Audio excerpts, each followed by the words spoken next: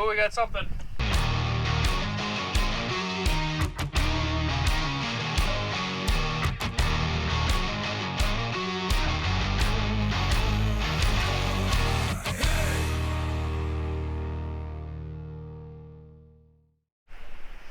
What's up, guys? Welcome back to episode number 2 of the Tri 5 sled build.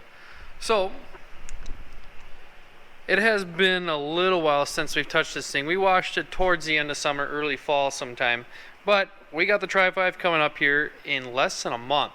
So it's time to get this thing running and up into shape.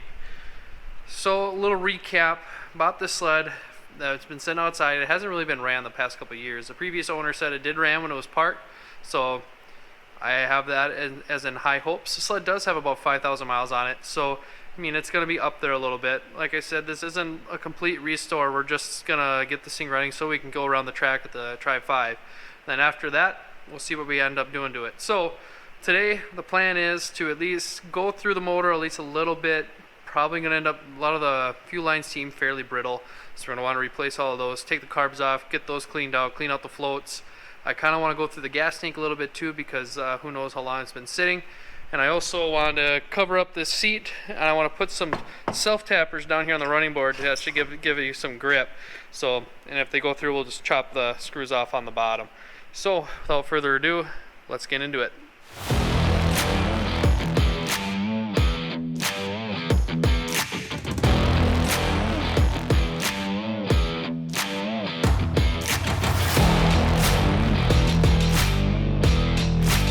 Now that is a cheap way to fix a seat.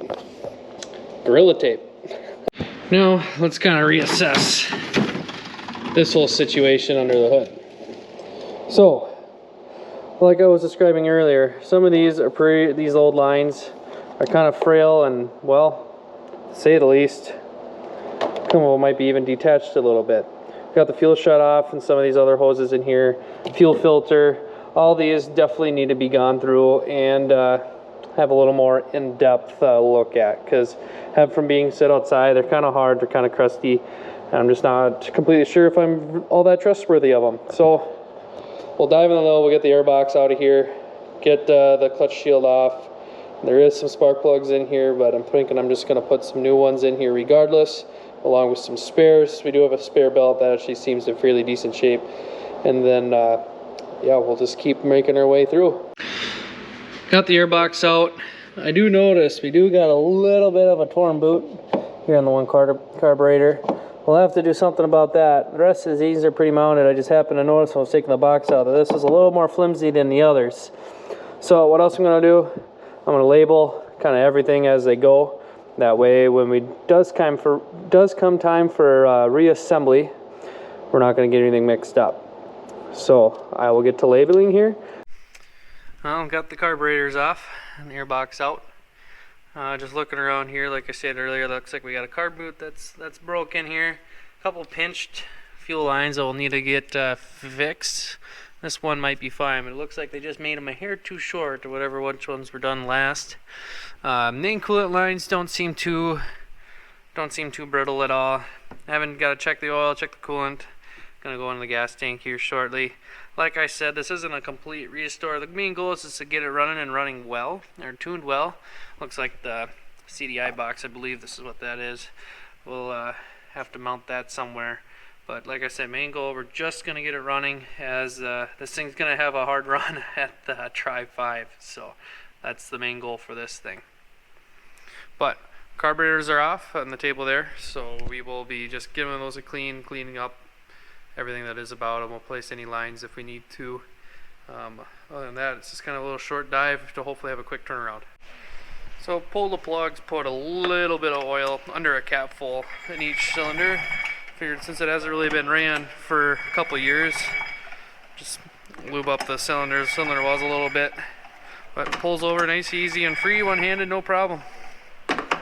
So I took off the fuel lines here going back in. We just got the 3 here left that go to each carburetor.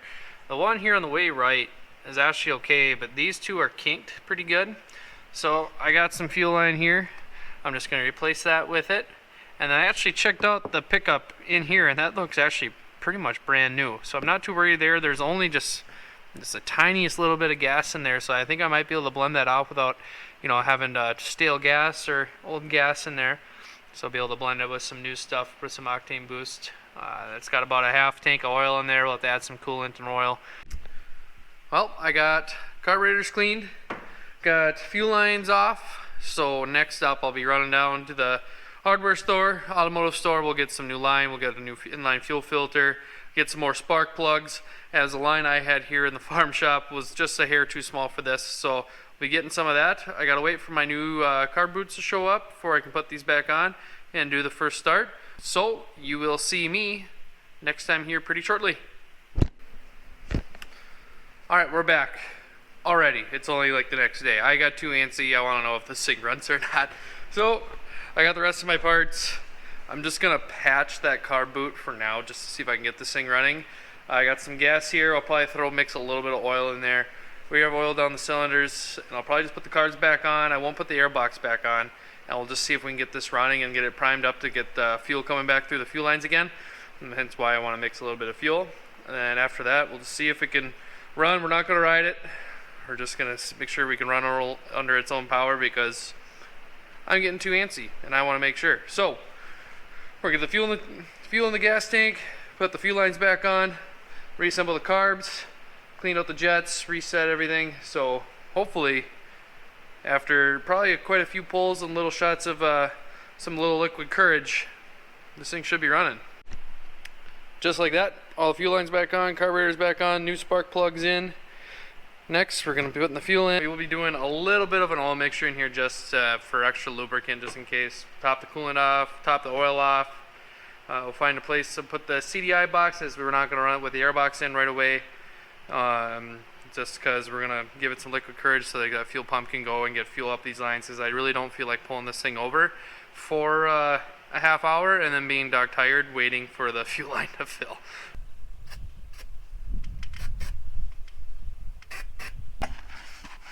Oh, if I can get grip.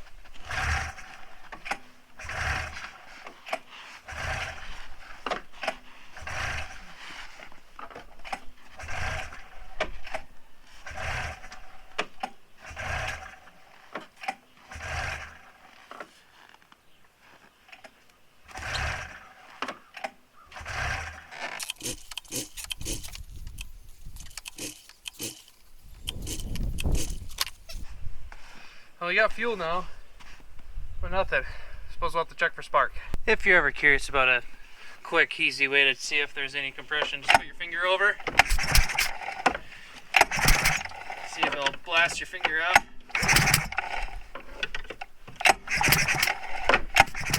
All right, let's try this again.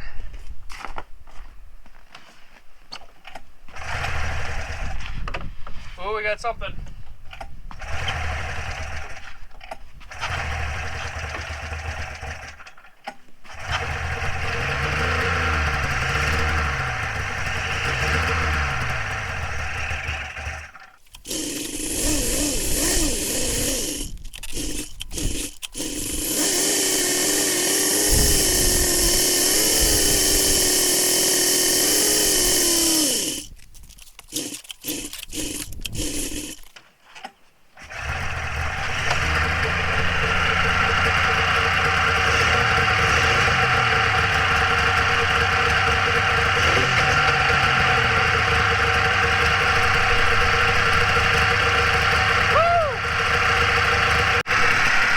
She lives!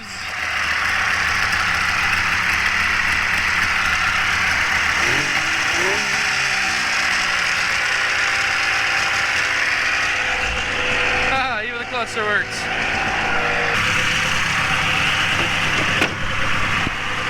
Oh, that's a great sign. I don't got the air box on, so I'm not going to take it out for a spin, but